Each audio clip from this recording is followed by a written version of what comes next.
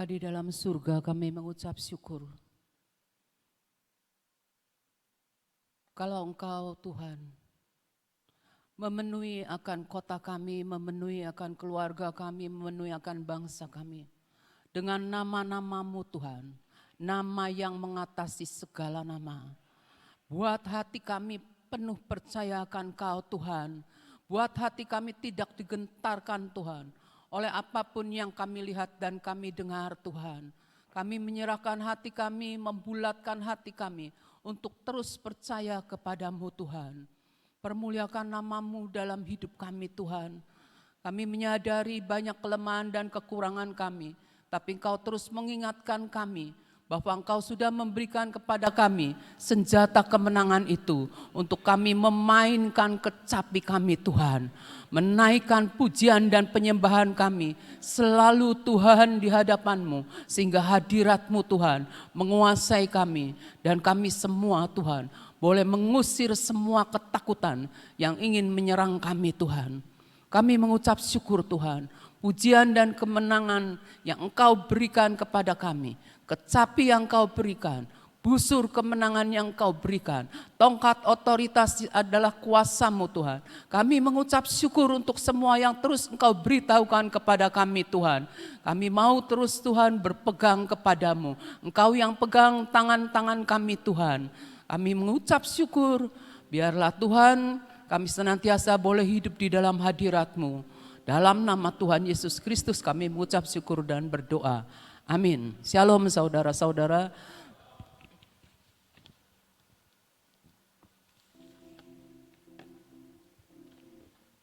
Seperti kita ketahui bahwa kita semua itu ketika hidup kita yang lama itu belum mengenal Tuhan, tapi Tuhan datang dalam hidup kita, menebus kita oleh darahnya, oleh darah anak domba.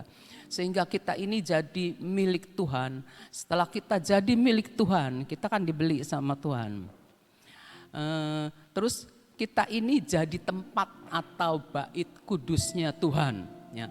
Tuhan ngasih tahu kita, ketika kita mengerti bahwa kita miliknya Tuhan, berarti ada sesuatu yang Tuhan tetapkan dalam hidup kita, yaitu destiny yang harus kita capai. Destiny, kita masing-masing punya destiny yang berbeda ya. Nah, kita lahir dari Allah, yaitu kita lahir kembali oleh Roh Kudus dan oleh firman. Terus menerus saya tekankan hal ini ya. Nah, terus kita tahu iman kita itu yang Tuhan berikan mengalahkan dunia dan mengalahkan masalah persoalan kita. Dunia itu masalah dan persoalan. Seperti misalnya kita berjalan menuju destiny. Kita berjalan menuju destiny. Ketika kita berjalan menuju destiny, kita akan melihat banyak hal-hal yang akan menggoncangkan hidup kita. Tapi kalau kita fokusnya terus kepada Tuhan, kita tidak perlu tergoncangkan. Pasti adalah yang tergoncang, tapi kita terus istilahnya nih, Tuhan kan Immanuel. Kalau Tuhan Immanuel, kita nih megang erat-erat bajunya Tuhan, kayak jubahnya Tuhan, tangannya Tuhan, pegang erat-erat. Supaya kayak anak kecil gitu tuh, takut kan pasti berpegangan gitu ya, berpegangan mencari perlindungan. Nah kita harus seperti itu. Soalnya begini, yang kita tahu di kitab Wahyu ada tulisan gini, naga itu menyemburkan air ke wanita itu, menyemburkan air. Air itu ibarat perkataan-perkataan. Jadi si naga menyemburkan perkataan-perkataan. Kita tahu naga si ular tua itu hanya menyemburkan perkataan-perkataan dusta, kebohongan, tipu muslihat. Nah ketika kita mendengar perkataan-perkataan itu, tergoncanglah iman kita. Firman Tuhan ngomong gini, Yesus berkata, apakah perkataanku itu menggoncangkan imanmu? Nah kita harus menyadari ketika kita tergoncang iman oleh perkataan itu, kita harus menyadari bahwa kita ini sedang ada di posisi mana. Ya, posisi kita ini lagi fokus Tuhan atau fokus dunia. Memang enggak mudah saudara, tapi kita harus belajar. Nah, Tuhan kasih kita senjata supaya kita ini terus menerus bergaul dengan Tuhan. Punya hubungan dengan Tuhan. Dengan doa dan baca firman. Nah, sekarang kita lihat dengan doa ya. Lukas 18 ayat 1, 7 dan 8.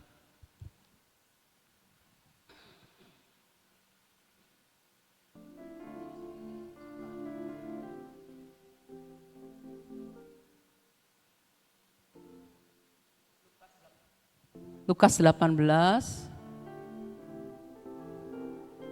Nanti saya ada kakak. Lukas 18, 1, 7 dan 8 ya. Yesus mengatakan suatu perumpamaan kepada mereka, pada kita ya, untuk menegaskan bahwa kita harus selalu berdoa dengan tidak jemu-jemu. Apapun yang kita doakan, kita belum lihat terjawab, terus berdoa dengan tidak jemu-jemu. Dengan tidak jemu-jemu itu kita harus pegang ya.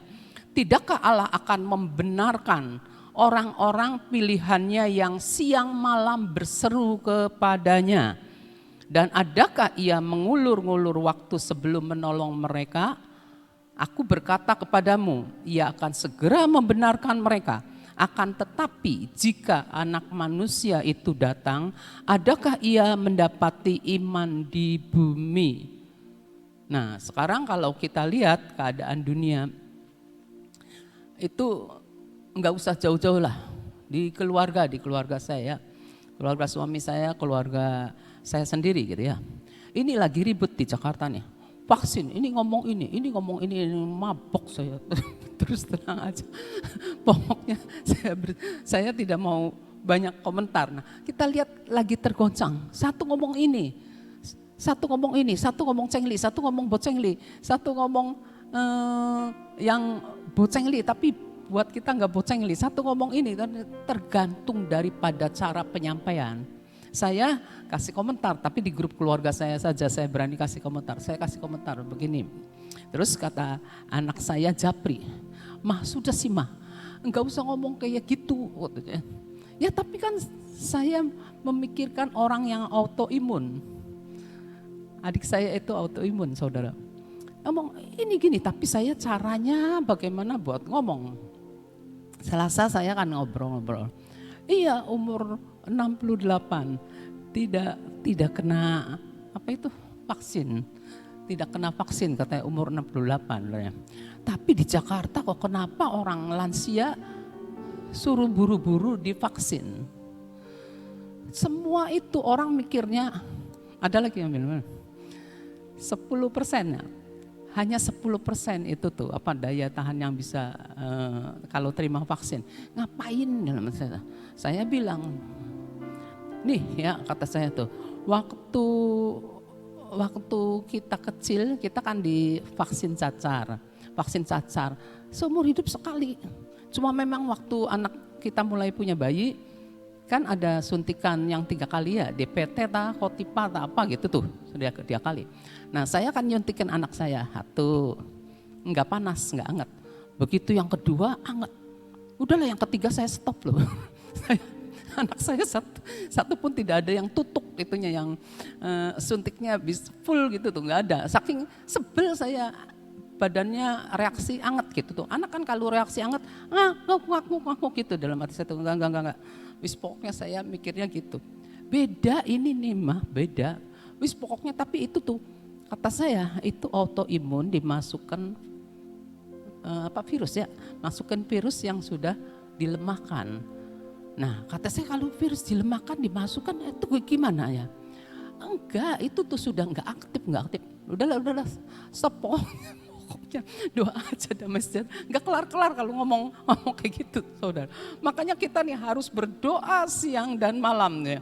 Harus berdoa, tidak jemu-jemu. Tuhan akan membenarkan kita karena Tuhan bilang adakah imanmu itu tergoncang hanya oleh perkataan-perkataannya. Kita harus belajar segitu ya. Kita mau kalau Yesus datang, Yesus masih menjumpai iman kita. Ya, mustahil nih kalau kita jadi pemenang kalau tanpa iman dan doa.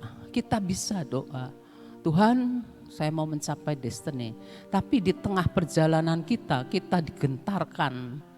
Maka kita mulai iman kita tergoncang. Nah, apa yang harus kita lakukan? Kita harus tahu bahwa Tuhan itu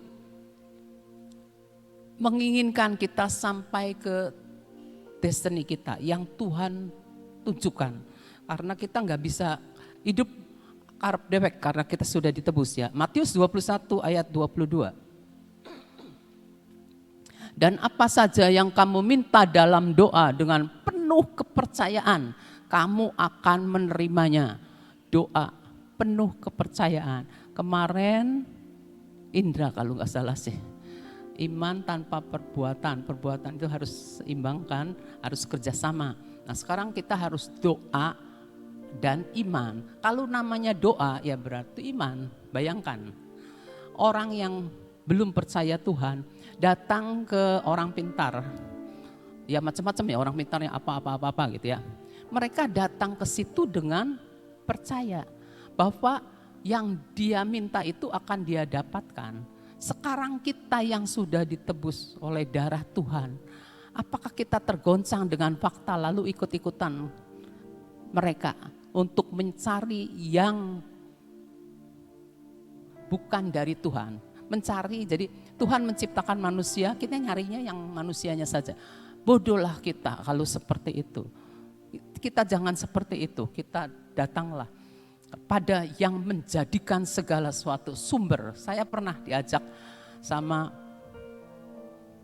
ya, pergilah saya ke sana. Nah, terus saya datang, terus saya lihat aja. Saya lagi belajar gini maksudnya, saya datang dengan percaya dan dengan tidak tuh, saya ngerasa gitu. Tapi bukan ngerasanya pada waktu itu. Sekarang nih saya mikir, iya ya, dulu tuh saya ikut terus minta apa gitu ya. Terus saya mikir ya apa ya, enaknya saya minta apa ya, saya di situ nyari-nyari minta apa ya. Tapi saya tuh nggak percaya saudara. Lalu saya pikir, udahlah saya buat adik saya saja, saya pikir gitu ya. Aduh. Terus dia ngasih suruh ini, suruh itu. Dalam hati saya apa iya, mulai bertanya-tanya. Waktu itu saya belum jadi anak Tuhan. Lalu saya kerjain lah. Taruh di kamar saya nih. Tiap kali saya lihat apa itu tuh ya. Masa iya sih ya? Masa iya? Tapi saya enggak berani saudara. Ketakutan itu menindas kita. Jadi dalam hati saya iya ya. Suatu saat saya lahir baru nih. Kurang ajar ya. Masa saya percaya sama kendil-kendil itu tuh. Yang ditaruh segala macam, di atas lemari saya buang, dalam hati saya buang, saya nggak percaya. Sekarang saya sadar, iya ya, saya dulu ikut-ikutan tuh nggak percaya. Tapi sekarang saya belajar doa dengan percaya. Dulu saya ikut-ikutan, pembantu saya ikut-ikutan. Orang Cirebon nih banyaknya. Malam Jumat nih. Hari ini kan Kamis kan, malam Jumat. Tabur kemenyan gitu ya. Nah, saya ngintil tuh cuma mau ngelihat saja, ngintil ke ujung daripada pojok rumah tuh ya. Saya ikut. Cuma pengen tahu, nggak tahu doanya apa. Kata saya tuh doanya apa, suruh makan, katanya ngasih makan. Ya nurut baik gitu tuh, saya tuh ikut-ikutannya. Tak pikir-pikir ya, iya, sekali gitu tuh ya, yang enggak masuk akal gitu tuh. Bener-bener pikiran kita nih diselubungin sama kegelapannya. Nah, terus kita harus tahu bahwa kita ini sudah ditetapkan Tuhan lebih dari pemenang. Matius 21 ayat 22 kan ngomong, apa saja yang kamu minta, ya, apa saja, jadi segala macam. Apapun segala sesuatu yang kamu minta dalam doa, syaratnya dengan penuh kepercayaan. Nah yang dengan penuh kepercayaan ini sulit karena harus bulat percayanya. Benar-benar percaya penuh. Nah sekarang caranya bagaimana kalau kita mau berdoa dengan penuh kepercayaan. Nah kan waktu demi waktu kan berlalu, nah kita belajar ya. Kita punya hubungan dengan Tuhan. Setelah kita punya hubungan dengan Tuhan, kita berdoa. yang menggerakkan untuk Tuhan kerja itu cuma iman. Jadi kalau kita sekedar doa itu cuma perkataan. Tapi kalau dengan iman, iman itu roh iman. Roh iman itu menggerakkan kita. Iya, baru kita sadar dengan penuh percaya. Terus kita harus percaya. Tuhan yang kita sembah itu menciptakan segala sesuatu, menguasai alam semesta. Namanya di atas segala nama. Kita harus ingat-ingat, kita harus percaya. Jadi kalau segala sesuatu, apapun, tidak ada yang mustahil bagi Tuhan. Nah, terus kalau kita lihat ada di ayatnya, tapi nanti aja ya, ini urut dulu. Sekarang kalau kita lihat di Markus 11 ayat 17 dulu. 17a.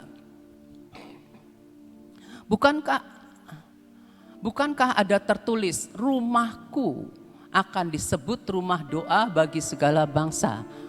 Saya mau ambilnya itu aja. Rumahku, tadi kita ini adalah bait kudusnya Tuhan.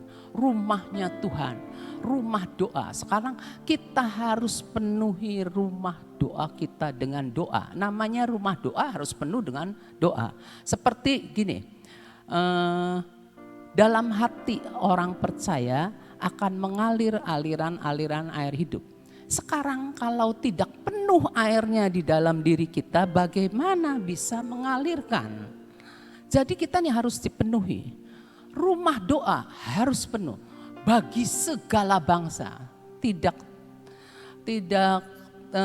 terbatasi bangsa apa saja, bangsa apa saja. Kalau dulu orang Tionghoa selalu bilang Yesus bukan Tuhannya orang Tionghoa.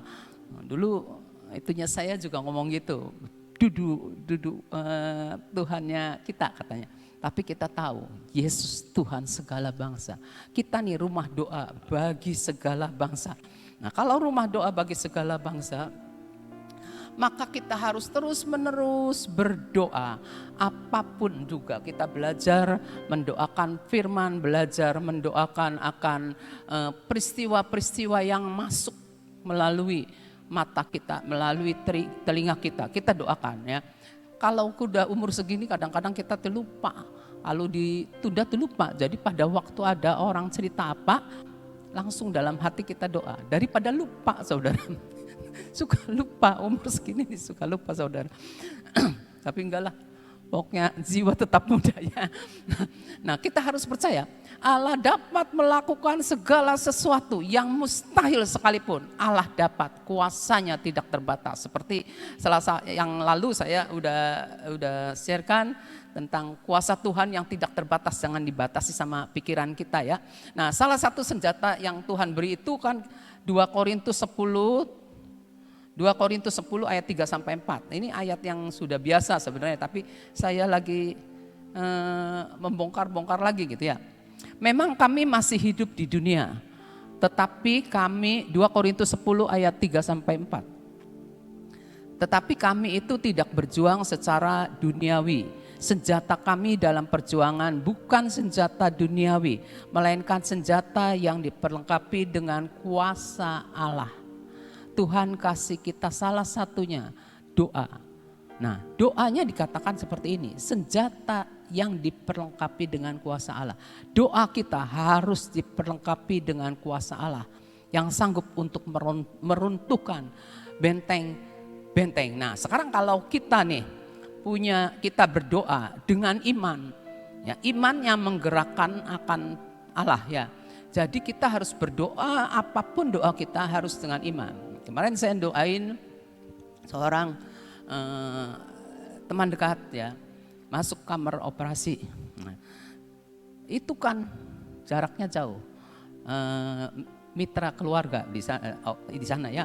Nah kita doanya caranya gimana? Ya sudah kita doa dengan iman. Saya membayangkan, tapi dia kirim foto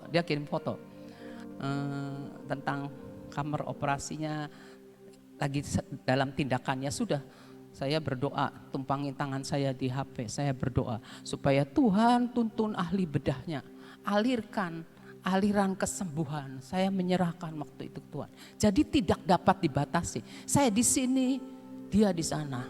Saya di sini, anak saya jauh di sana. Hati saya khawatir, saya doa. Jadi jangan membatasi kita, nggak mungkin. Doa aja. Tuhan yang akan bekerja sesuai dengan kehendaknya.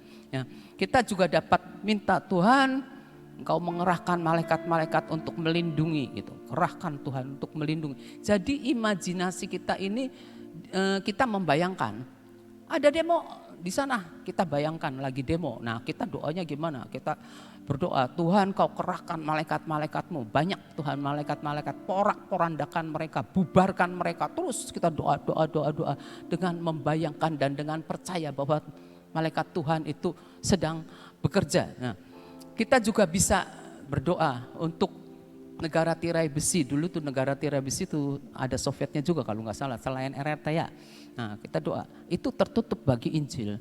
Nah, pintu tertutup bagi Injil, tapi kita doa, pintu yang berabad-abad tertutup di dalam nama Tuhan Yesus terangkatlah pintu yang berabad-abad tertutup, masuk Raja Kemuliaan.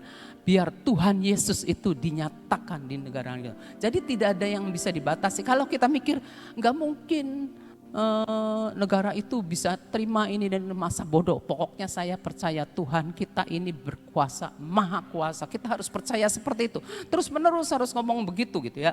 Nah, ayat Matius 21 ayat 22. Matius 21 ayat 22. Tadi udah ya, apa saja yang kamu minta dalam doa dengan penuh kepercayaan. Ingat-ingat ya, kamu akan menerimanya ya.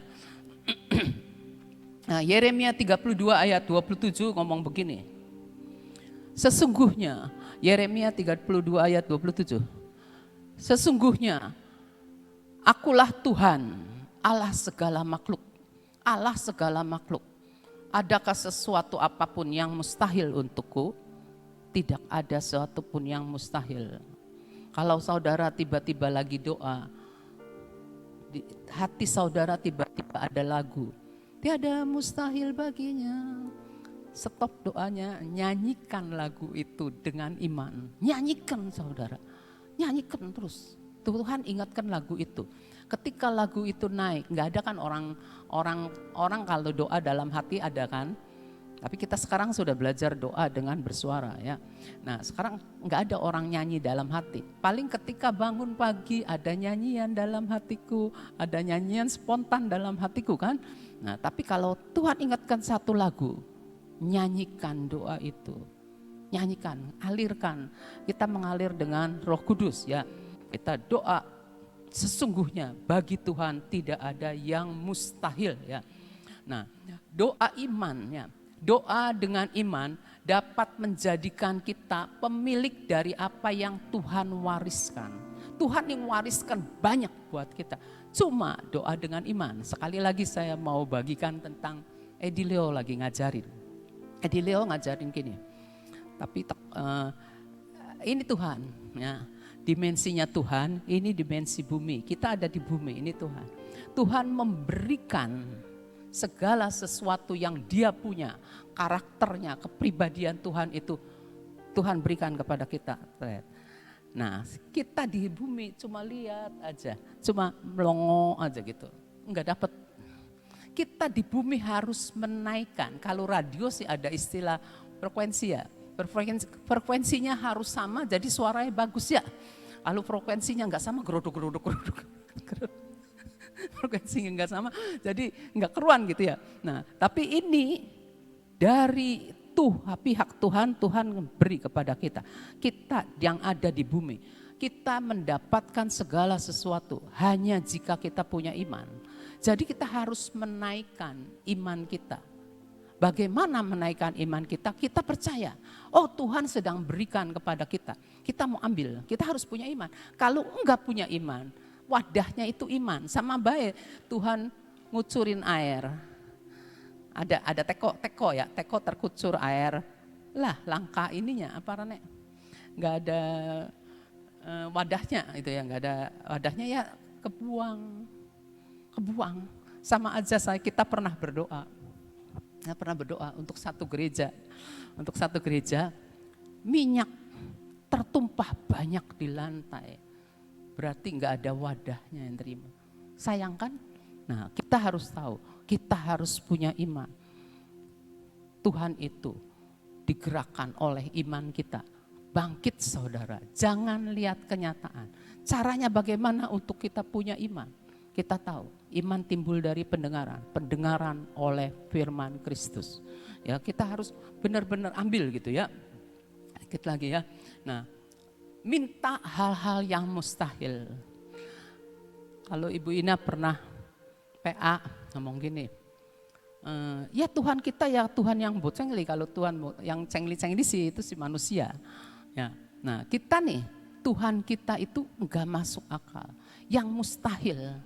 Memangnya harus segala sesuatunya yang mustahil, yang manusia tidak dapat lakukan, itu Tuhan kita yang dapat lakukan.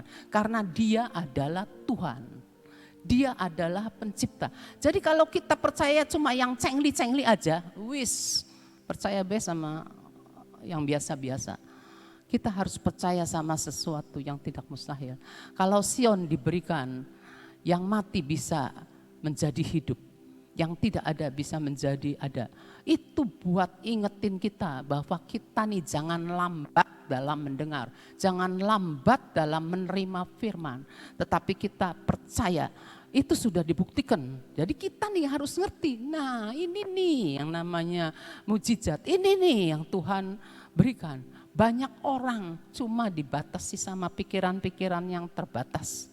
Pikiran manusia kita nih terbatas, makanya Tuhan kasih kita pembaruan pikiran. Rohnya yang di dalam kita tidak terbatas. Masa pikiran kita terbatas? Jangan batasi Tuhan. Langsungkan kita pada Tuhan, karena Tuhan udah bilang bahwa Tuhan itu adalah Tuhan. Tidak ada sesuatu yang mustahil. Kalau kita lihat di jalan nih, kalau kita mau pergi ke Pleret atau ke Jamblang tuh, di jalan-jalan kan banyak ada tulisan maha ini, maha ini, maha itu. Itu tulisan buat mereka yang buat, tapi kita yang percaya. Yesusku maha besar, Yesusku maha rahim, Yesusku maha apa. Kita harus perkatakan, ingatkan bahwa oh Tuhan saya loh yang seperti itu. Mereka tidak kenal Tuhannya, tapi mereka cuma bisa nulis. Kita harus bersemangat, saudara. Bersemangat melihat segala sesuatu dengan pikiran yang sudah diperbarui, dengan hati yang percaya, raih dengan iman, raih dengan iman. Ya, semua udah tahu bahwa ada di dalam Yohanes 15 ayat 7, ini ayat saya selalu ingat tentang ayat ini sama imam, Bapak Imam. Jikalau kamu tinggal di dalam aku, syaratnya kita tinggal di dalam Tuhan. Firman-Nya tinggal di dalam kamu. Kita harus punya firman di dalam kita. Kita berdoa itu harus punya firman yang kita ucapkan. Maka mintalah apa saja yang kamu kehendaki, maka kamu akan menerimanya. Maka kamu akan menerima, minta apa saja. Kan dikatakan bahwa karena kita percaya, maka kita berkata-kata. Sekarang kita percaya akan Tuhan, maka kita berdoa. Percaya apa? Berdoa. Apapun yang mustahil, jangan buat pikiran kita, enggak mungkin ya Tuhan, kayaknya itu sih enggak mungkin terjadi. Enggak apa-apa, katakan karena kita percaya. Kita percaya.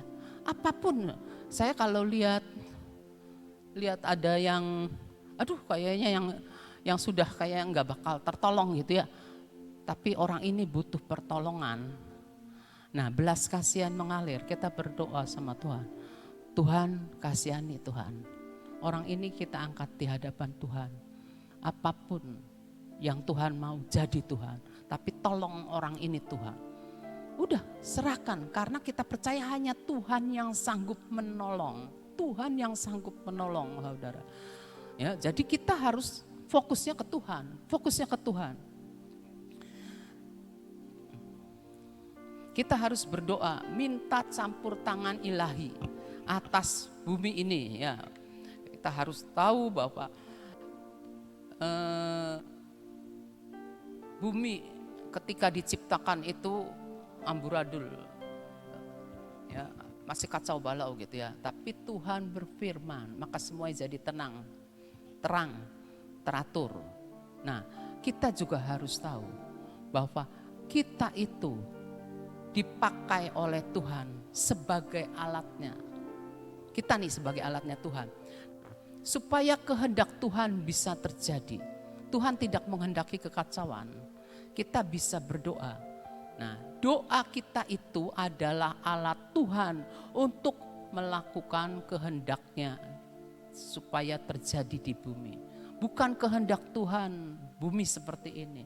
Dan kita orang percaya dipanggil Tuhan untuk berdiri. Dan kita bisa berdoa karena kita dikasih senjata.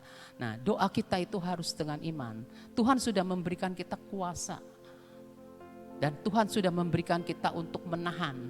Jangan sekedar doa, setiap hari kita datang doa tapi enggak baca firman. Setiap hari doa tapi enggak ngerti itu sama baik. Tahu sendiri semuanya ya. Tuhan memberkati. Makasih.